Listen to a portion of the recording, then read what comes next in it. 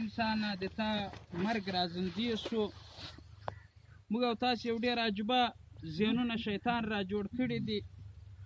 که دایره لږ لا ډېره سپینه سي، سر سپین سي، نو موږ او تاسو یای ما عمر دومره ډېر نه ده، دا بیا وخته سپین شو.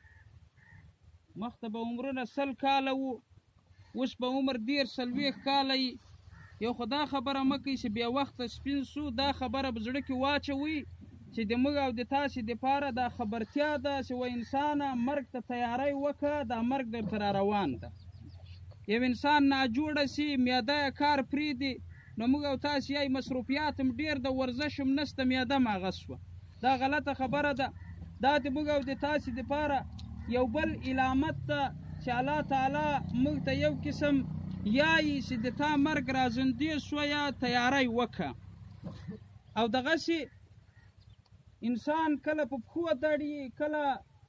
د ور ټیم راسي چې یو مخ اچانک یو دم راولویږي. دا د ده دپاره خبرتیا یي چې و انسانه دا د تا دپاره خبرتیا ده چې مرګ د رازندې د مرګ ته تیاری وکړه. په یوه ادره کې ټوله دنیا کې وګرځئ عزیزانو، په یوه ادره کې دا خبره نه ده لیکلې چې دا د زړو ادره ده، بلکې دا ادره مشترکه یي. په دې ادره باندې څوک دا نشي لیکلی چې دا د زړو ادره ده، دا د ځوانانو ادره ده، دا د ښځو ادره ده، بلکې دا ادرې ټولې مشترک دي. دا معنا چې هر سړی د دا مرګ ته تیار شي. اذا جاء اجلهم لا یستأخرون ولا یستقدمون. کله سم د مرګ نیټه راسي، قسم په خدای هغه نیټه یو سکنډ هم نشي رامخته کېدی یا یو سکنډ هم نشي شاته کېدی، په خپل وخت باندې به راځي. خو چې موږ او تاسې تیاری کړی یي او بیا موږ مرګ ته خوشحاله سي. ځینې مرګ یو انسان چې مري له دغه جهانه ځي، یو سړی یې خفه یي چې دا مرګ راغویه، خلک پرې خفه یي.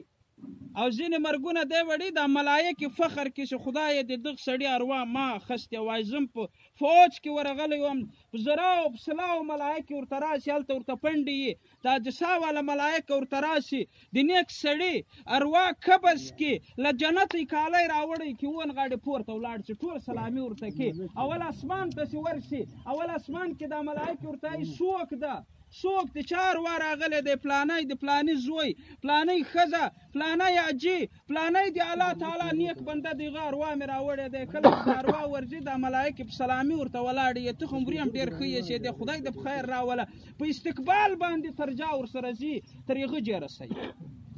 دا د موږ او د تاسې هغه اروا چې موږ او تاسې په دین باندې برابر شو. اسلام مبارک الله تعالی په قرآن مجید کې یای خلق الموت والحیات، ما مرګ هم پیدا کړی ده،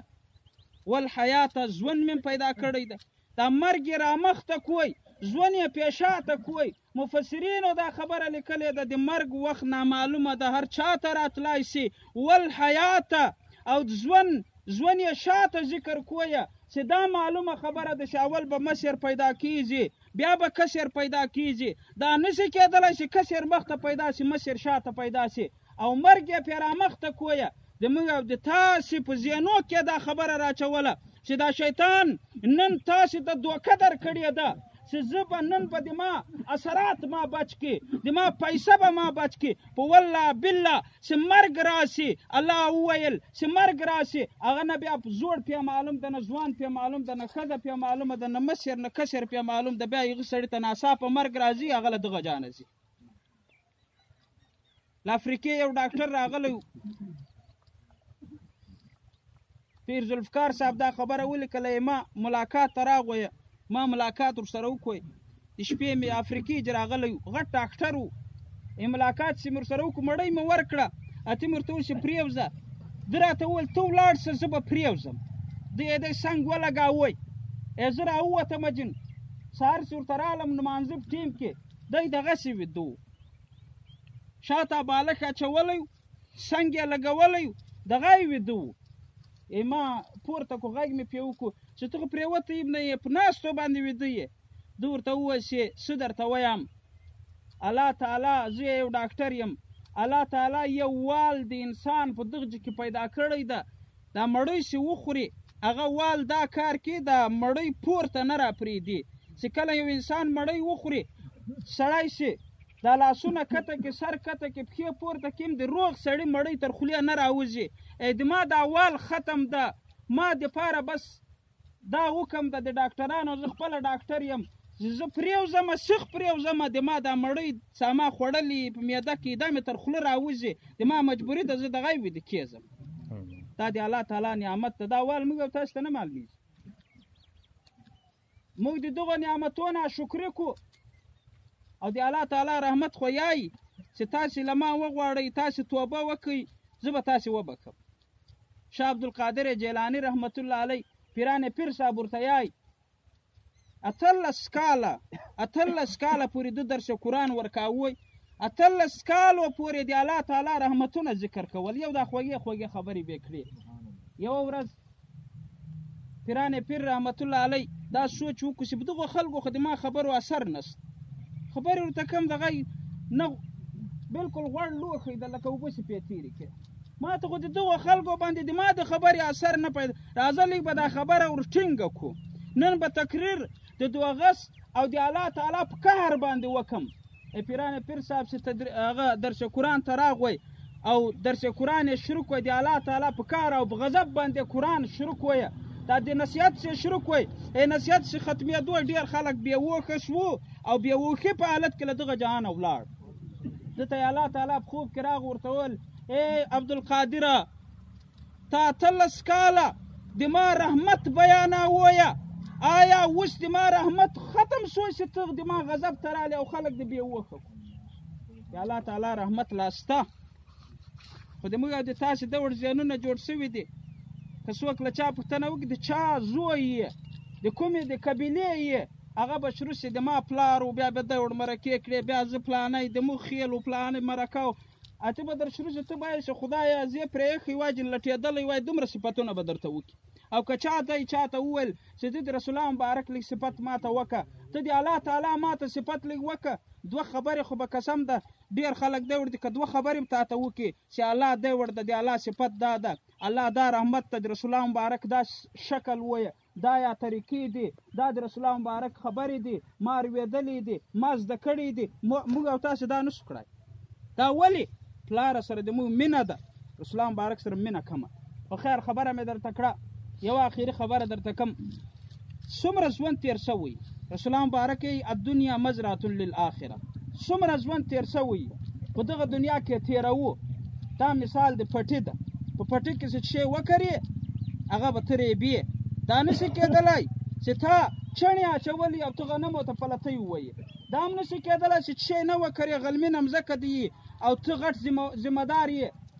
او ورې ورته کښېنې چې سږ خو به ډېر فصل راځي د ټول کال غله به مې پرې دا هم نشي کېدلی فرمایي رسول الله مبارک د مثال په ذریعه باندې موږ او تاسې پوه کوي خلکو واروئ دا دنیا یوه کرونده ده چې شی وکرې که نیک وې نیکي دې کړې قرآن او د حدیث په خبرو د عمل کویه د قیامت په ورځ به تا ته الله تعالی د هغه بدله درکوي او که چیرې تا د ملایانو خبره په دغ غوږ واورېدله تر دا بل غوږ دې وباسله تا د مشیرانو خبرې واورېدې عمل دې نه پې وکړو علم ویله تا چې عمل دې نه پې وکړویه د قیامت په ورځ به د الله رب العزت په دغو خبرو نیسي ته موږ او تاسې دا خبرې اورېدلې دي د آخري خبره درته کوم په حدیث کې راځي د آخرت دپاره دوه پرچې یو ځکه چې سکول یای مدرسه یای نو هغه چې امتحان ورکړي نو هغه کامیابه شي د موږ او تاسې د آخرت دوه پرچې دي دا مرحومه له دغه جانه تللې ده اوله پرچه دې څرنګه موږ خښه کړه دا خاوره مې پرې واچوله اوس د دې غږ موږ نه اورو خو دومره خبره ده رسول الله مبارک یایي چې حیدرې ته ورځې سلام ورچوه د موږ غږ به اوري جواب نشي راکولی دې مرحومې چې اوله پرچه اول سوالونه دغه ملایک نکیر او منکر ورته راشي ورته وایي د تا رب څوک ده د تا دین په کوم دین باندې یې تا نبي څوک ده 3 سوالونه جن وکړي دا ټول د موږ او د تاسې زده دي او دا یاد وساته تاسې به یایي چې د موږ زده ده دا کلمه هم د موږ او د تاسې زده یي که اوس زه لا اله وایم ټوله مجمع بیا راسره وایي لا اله الا الله محمد رسول الله زدم د کنه خو ډېر خلک دی وړي له دغه جهانه ځي د هغو کلمه نه په نصیب کېږي. یو ډاکټر د ملتان 15 کاله ایمرجنسي وارډ کې د ډیوټي کړې ده 15 کاله. نو ده په مرګ باندې یو کتاب لیکلی، دا خبره لیکلې ده یې 15 خلک دی ور له دغه دنیا تلو چې هغو کلمه نه په نصیب کېده. ما په اخر کې سوچ وکړو اول زه نه پوهېدم چې دا کلمه یې ولې نه په نصیب کېږي. په اخر کې مې یو مریض راغی ته مې هغه ته وویل تا موږ اپریشن شروع کوو ایمرجنسي وارډ کې، خو ته به ما ته دا خبره به زه تا ته د سوال په انداز به پوښتنه درجه کومه چې ته کلمه ویلی شې نه شې ویلی، ته به ما ته حل راکوې، حالانا کې به حل راکوې چې تا زه به اوس چلیږي که د نه چلیږي. ای سعید هغه مریض ما ته جواب راکړو یګله چې زړکدن په وخت باندې و، ما یې کلمه ورته وویله، بیا مې پوښتنه جن وکړه هغه کلمه نه ویل چې ته کلمه نه شې ویلی که ویلی شې. ما ته په اشارې باندې دا خبره وکړه چې د ما دا ژبه چې مرګ ته ورزندې شوی ما دا ژبه فالج وواله هغه نه اوړي خبرې نه سم کړای. دا ولې؟ دا د موږ یو تاسې پریکټس نشته. بیا ګوې 200 روپۍ په خوب وینو ښه ډامپرې چلیږي ټیرې پنچرې دکان په خوب وینو ټکټر په خوب وینو مینم له هغه سره وظیفه شروع کوي کلمه دومره پریکټس وکړئ د کلمې د درود شریف چې ته مړ کېږې د زړکدن په حالت کې یې او ته خلکو ته وایې چې لا اله الا الله محمد رسول الله بیا به خوند وکړي. نو اوله پوښتنه دغه ده که تاسې پریکټس نن سبا نه یي زده د ټولو دی او تاسې په دې باندې عمل نه وکړئ د الله او د رسول خبرې نه ومنئ کېدلی چې دا سوالونه بیا موږ ته سخت شي الله دې نه کړي. او دومه پرچه عزیزانو د حشر په میدان کې چې راپورته شي دا اخري خبره درته کوم په حدیث کې راځي 5 پوښتنې کېږي. اوله پوښتنه دا ده ژوند مې درکړی و ژوند دې څرنګه تېر ژوند مې درکړی و څرنګه دې تېر کوی.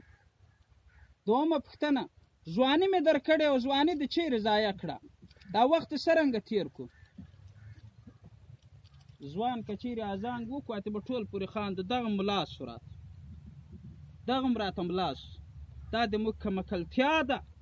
ځوان که چیرې راولاړ شو او 5 وخته لمونځ یې په سلالیو کې وکړو بیا موږ په هغه پورې خاندو دغه فقیرتوب دغه هلته را رسولی پورې خاند. عزیزانو دا د موږ کمکلتوب د ځوان په ذهن کې دا خبره ده چې ما خو ډېر عمر پاته ده چې زه لوی سمه زوړ سمه بیا به ناست یمه زمن به مې کار راته کړي زه به الله الله کومه چې اوس یې نه وکړې ورې بیا خدای زده چې ته بیا دا ذکرونه کې او ته بیا په دین باندې برابرېږي خدای زده چې موږ به بیا ژوندي یو که به نه یو ژوند. نو دا الله له موږ پوښتنه کې. دریم سوال تا دا دنیا چیرې وګټل له کومه خوا دې دا دنیا ګټله دا ور نه ده چې ټیکه دې ونیوله منشي ته دې 15 لک ورپویه یو ټوډې جي الای مټر وکویه او 50 لکه دې پې جوړې کړې وبوی ګټې خو الله به له تا پوښتنه بیا کړي. او دا دنیا دې چیرې خرچ کړه ته د دنیا چوکیدار وې او که د دنیا تا د ما پلار کې خرچ کوله ورې به بیا له تا دا پوښتنه کې. ډېر خلک به دغه کې انشاءالله پړوي ځکه چې ډېر خلک موږ او تاسې وینو دا پلانی ډېر ټینګ دا پلانی ډېر ټینګوالی په دین کې ښه ده دنیا د تا ده دا خو زه د الله قسم درته کوم یو ځنکای څه پیدا کېږي 50,000 کاله مخته د ده رزق ولیکل څو زره کاله 50,000 کاله. نو انسان ته په خپله دنیا کې دومره شی خرچ کول پکار دی چې بیا د قیامت په ورځ په موږ او تاسې باندې دا سوال وشي چې موږ او تاسې لږ لا ډېر کامیابه شو دي. او 5م سوال الله تعالی به پوښتنه درجه کې چې تا علم حاصله کړی و دا علم باندې د څومره عمل وکړو. اوس په ټول خلک دا یایي دا خو د ملایانو دا سوال خو د ملایانو ده. دا اخري خبره درته کوم دا سوال د ځوانانو هم ده د حاجیانو هم ده د ټولو ده. ولې تاسو ته دا علم نشته چې درواغ ویل ګناه ده تاسو ته دا علم نشته چې زنا کول حرام تاسو ته دا علم نشته چې شراب څښل ناروا ده تاسو ته دا علم نشته چې په مرکو کې به خیانت نه کړو تاسو ته دا علم نشته چې د بل یوه ټوکړه مځکه دې قبضه کړه د قیامت په ورځ به تر 7 مځکو اعلان د ته کوپ رایي دا به په تا باندې عذاب. ټولو ته دا علم شته خپل علم باندې هر سړی بزګار د قیامت په ورځ به چې چیرې له ما پوښتنه یي د خپل علم په باره کې له تا به هم پوښتنه یي ته معلم یې چې چیرې له ما پوښتنه یي له تا به هم دا پوښتنه یي چې آرام دې کټل تا ته د دې شي علم وکه نه و چې جاهله یې بیا به دې خدای درته وایي صحیح ده ته جهالت و خوا وخت مسیاران و ملایان به کم و علم به کم و نن سبا خو هر چاته علم ده نو کوشش وکئ دا ژوند ښایسته کئ نن له تاسې سره ټیم ده په دغه ادره کې دوړ کسان خښ دي چې په والله بلا تر موږ ښه وو دوړ کسان خښ دي چې تر موږ زیات خبرو پیدل مرکې به یې کړې دوړ کسان خښ دي چې په دغه ادره کې مالداره وو تر موږ سس ولاړ ختم شو عزیزانو دغسې به موږ هم یوه ورځ ځو دا مرحومه له دغه جهانه ولاړه یو ورخه ټول دا دعا وکړي چې الله تعالی دې دا مرحومه وبخښي الله دې د نکیر او د منکر دا سوالونه پې اسانه کړي بیا چې دا څومره ادره کې څومره مبارک خلک دي څوک په دواګو لري څوک پې نه لري دغو ته هم دعا وکړي الله پاک دې کل مردګان وبخښي او د موږ او د تاسې ډېر خواږه ملګري به ورسره کېنستلو به استادان به مو شاګردان به مو چې څومره عزیزان څومره متعلقین خلک هم تللي دي الله دې ټول وبخښي الله دې د رسول الله مبارک شفاعت کې داخله کړي درې وارې کل الله احد